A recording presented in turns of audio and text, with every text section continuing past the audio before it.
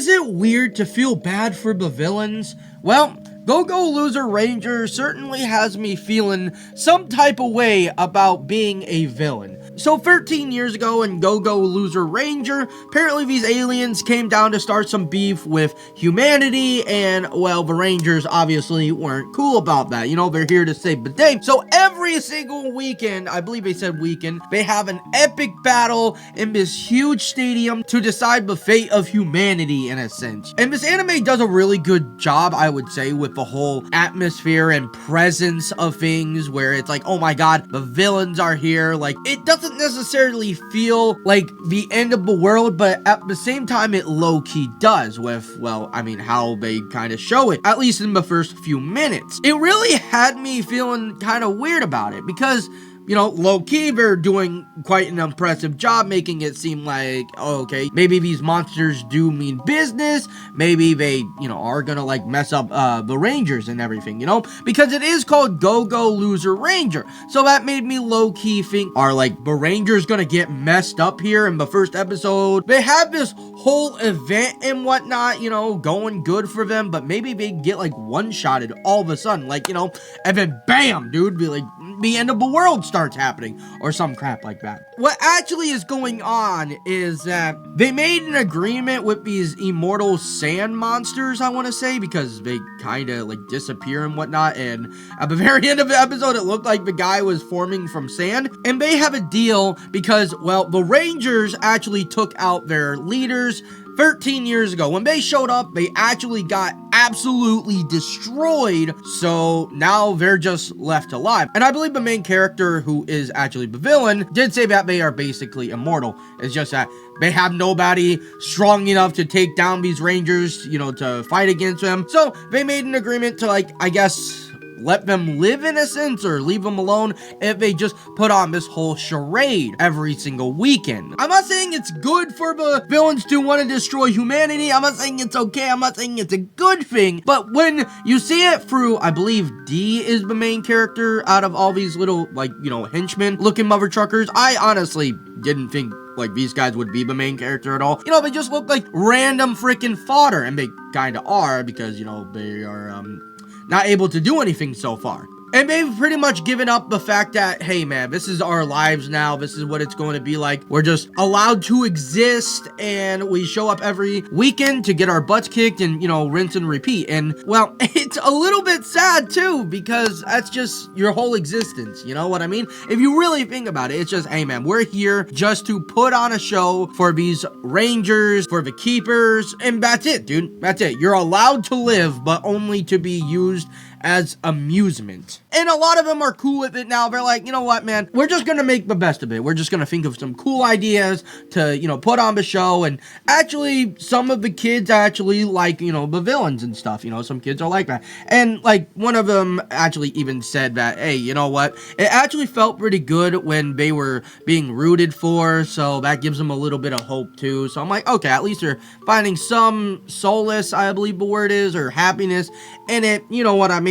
Ultimately, bro, waking up every single day, knowing your freaking fate, knowing what you're going to do every single day, and it's just not even like a good thing, it's just being beaten over and over and over again and being a failure, essentially, you know, that kind of takes a toll on some people, and I would understand. I mean, some of these people already gave up, and, you know, completely understandable at that point, because they actually did, I believe, say that they fought 999 times, or at least in this episode, it was their 999th defeat. Imagine doing that, man. Imagine doing that for 13 years and getting your butt kicked over and over. It's just, that's the script, man. I want to bring it up a little bit more about the vibe and atmosphere, because, like I said, I was low-key thinking that something bad is going to happen, but at the same time, it's like, okay, this seems pretty much scripted, which it was. This doesn't really seem like they're actually in any danger whatsoever, so, like, maybe I'm thinking way too hard about this, and, you know, it's just gonna be Gucci and Bakuchi,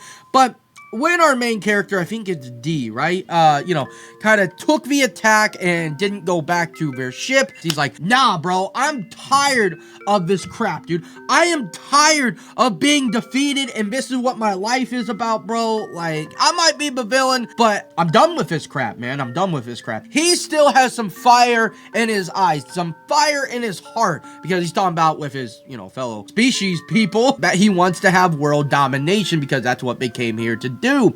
And I'm sorry, man. As of right now, dude, one versus all of them, dude, and all of humanity, you're probably not doing anything. It's really, really interesting to see it through the villain's eyes, to see it from, like, a guy who's getting his butt kicked for 13 years and, like, wants to make a change. I was thinking, dang, bro is going to absolutely go ham. Maybe he actually kills one of these freaking Rangers. That would be absolutely insane. And then it just like, nah, dude, he's just kind of a loser. You know what I mean? That's just how he is. I mean, this is literally him getting pumped up, and then he starts running, and he just looks like a total loser. No offense to him.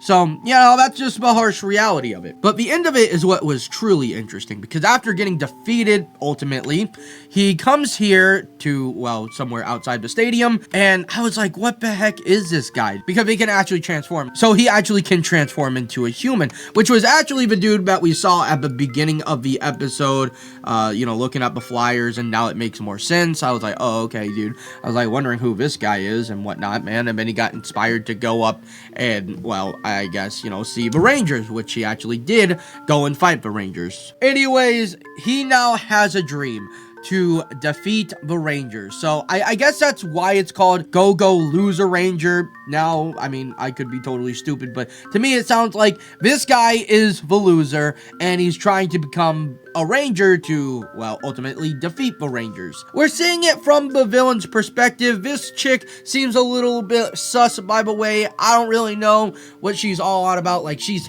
there helping the Rangers with their show and whatnot, but I low-key think she knows this guy is sus too. Like, this guy is the villain. He's part of, like, the alien. She seems a little bit like, I don't know about her, bro. I don't know about her. I don't trust her. Maybe she's low-key wanting to destroy the Rangers as well, or keepers. I keep saying Rangers because it's called Rangers, but they're keepers technically. But anyways, pretty freaking solid first episode. Had me pretty surprised, and I really liked the twist of it. Really, really solid, man. Really, really solid to say the least. So, hope you all did enjoy the video, and if you would please use code ILLYADERE on G for your orders, I'd really appreciate that. And I hope you all have a fantastic day, and I'll see y'all next time.